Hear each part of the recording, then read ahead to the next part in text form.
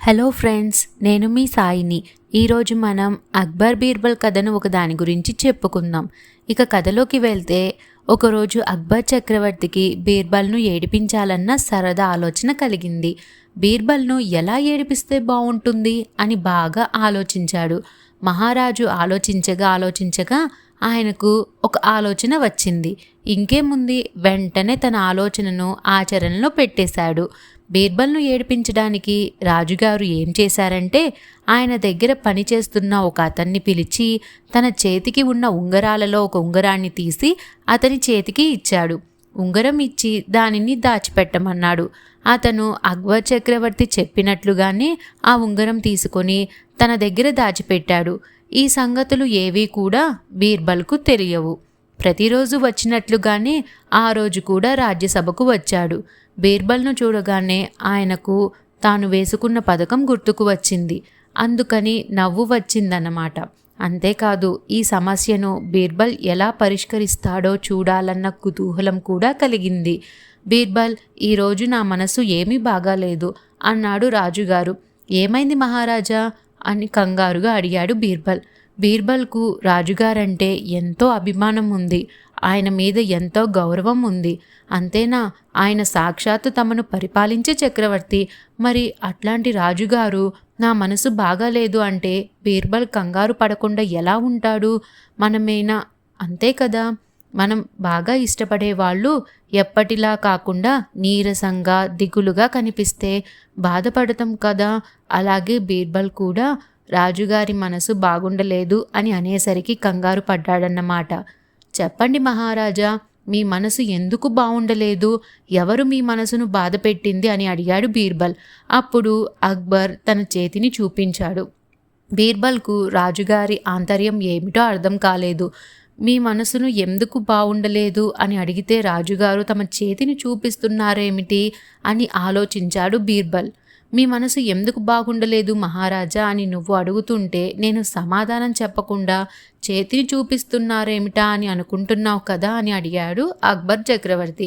అందుకు బీర్బల్ అవునన్నట్లుగా తల ఆడించాడు. బీర్బల్, ఒకసారి నువ్వు నా చేతిని జాగ్రత్తగా గమనిస్తే నేను ఎందుకు బాధపడుతున్నానో నీకే అర్థమవుతుంది అన్నాడు అక్బర్. చక్రవర్తి చెప్పినట్టుగానే చేశాడు బీర్బల్. ఓ, ఏమైనా అర్థమైందా అని అడిగాడు అక్బర్ చక్రవర్తి. అర్థమైంది మహారాజా, మీ సమస్య ఏమిటో తెలిసింది అన్నాడు. అయితే చెప్పు, నా సమస్య అని అడిగాడు అక్బర్ చక్రవర్తి.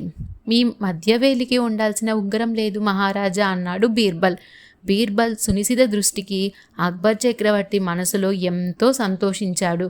అవును, నువ్వు చెప్పింది నిజమే. నాకు ఎంతో ప్రియమైన ఉంగరం ఒకటి కనిపించడం లేదు అన్నాడు అక్బర్. ఎక్కడైనా భద్రంగా పెట్టి మర్చిపోయారేమో, గుర్తు చేసుకోండి మహారాజా అని అన్నాడు బీర్బల్. లేదు బీర్బల్, నాకు గుర్తుంది. ఉదయాన్నే నిద్ర లేచినప్పుడు కూడా చూసుకున్నాను. చేతికి ఉంగరం ఉంది. బాత్రూంకు వెళ్తూ తీసి పక్కన పెట్టాను. నేను తిరిగి వచ్చేసరికి ఉంగరం మాయమైంది అని చెప్పాడు. చక్రవర్తి చెప్తున్నంత బీర్బల్ మౌనంగా వినసాగాడు. ఇంకా అక్బర్ చక్రవర్తి ఇలా అన్నాడు. ఆ ఉంగరం దొంగ ఎవరో ఇక్కడే ఉన్నాడు. ఆ విషయం నాకు బాగా తెలుసు. కాబట్టి ఆ ఉంగరం ఇక్కడే ఎక్కడో ఉండి ఉంటుంది. మహారాజా, మీకు ఎవరి మీదైనా అనుమానం ఉంటే చెప్పండి అడిగాడు బీర్బల్. లేదు బీర్బల్, నాకు ఎవరి మీద అనుమానం లేదు. అయినా సరైన ఆధారాలు లేకుండా ఎవరినైనా అనుమానించడం చాలా తప్పు అన్నాడు అక్బర్ చక్రవర్తి. సభలో ఉన్న వారంతా వారికి తోచిన సలహాలు చెప్పారు. అందరూ మాట్లాడుతున్న బీర్బల్ మాత్రం మౌనంగా ఉండిపోయాడు. కొద్దిసేపటి తర్వాత అక్బర్, బీర్బల్, ఈ సమస్య పరిష్కరించగల వాడివి నువ్వేనని నాకు అనిపిస్తోంది అన్నాడు. చెప్పండి మహారాజా, నేను ఏం చేయాలో చెప్పండి అడిగాడు బీర్బల్. బీర్బల్, నీకు జ్యోతిష్యం తెలుసు కాబట్టి నీ జ్యోతిష్య ప్రతిభతో ఆ ఉంగరం దొంగ ఎవరో నువ్వే కనిపెట్టాలి అని చెప్పాడు అక్బర్ చక్రవర్తి. రాజుగారు చెప్పిన దానికి బీర్బల్ ఒప్పుకున్నాడు.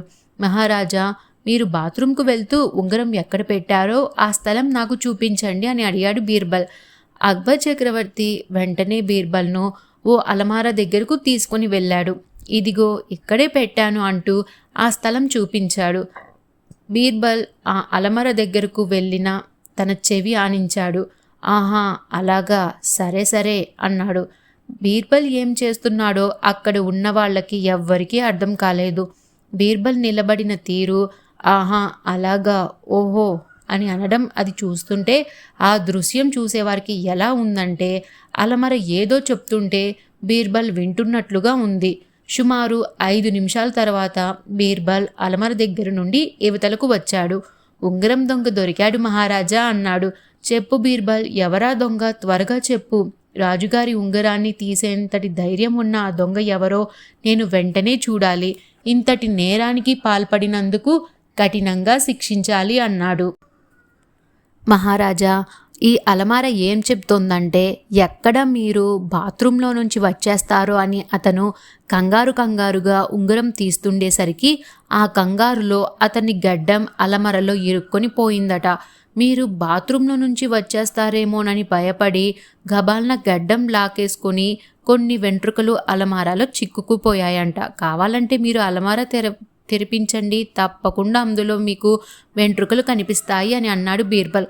బీర్బల్ చెప్పినదంతా నిజం కాదని తెలిసినా కూడా ఎవరికైతే చక్రవర్తి తన ఉంగరాన్ని దాచిపెట్టమని ఇచ్చాడో అతను కంగారుగా గడ్డం సవరించుకున్నాడు. అంతే, బీర్బల్ దొంగను పట్టేసుకున్నాడు. మహారాజా, దొంగ దొరికాడు అంటూ అతన్ని పట్టుకున్నాడు బీర్బల్. అక్బర్ చక్రవర్తి జరిగినదంతా బీర్బల్కు చెప్పాడు. అంత ఖచ్చితంగా బీర్బల్ దొంగను ఎలా పట్టుకోగలిగాడో అక్కడ ఉన్న వారెవ్వరికీ అర్థం కాలేదు. అదే విషయం బీర్బల్ను అడిగాడు అక్బర్ చక్రవర్తి. మరేమీ లేదు మహారాజా, మీరు అలమారాలో ఉంగరం పెట్టి వెళ్ళానని చెప్పారు. నేను మీరు చెప్తున్నది నిజమే అనుకున్నాను. అందుకే మీరు నాకు జ్యోతిష్యం తెలుసునని చెప్పగానే నాకు ఈ ఉపాయం తోచింది.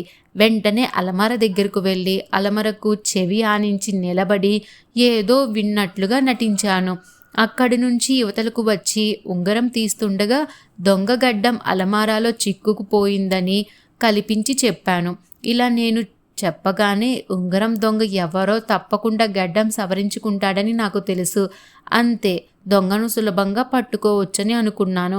అయితే మీరు ఉంగరం దాచిపెట్టమని ఇచ్చినా కూడా అతను ఆ విషయం మర్చిపోయి గడ్డం సవరించుకోవడంతో దొంగ దొరికిపోయాడు అని అతను దొంగను ఎలా పట్టుకున్నాడో రాజుగారికి వివరించాడు బీర్బల్.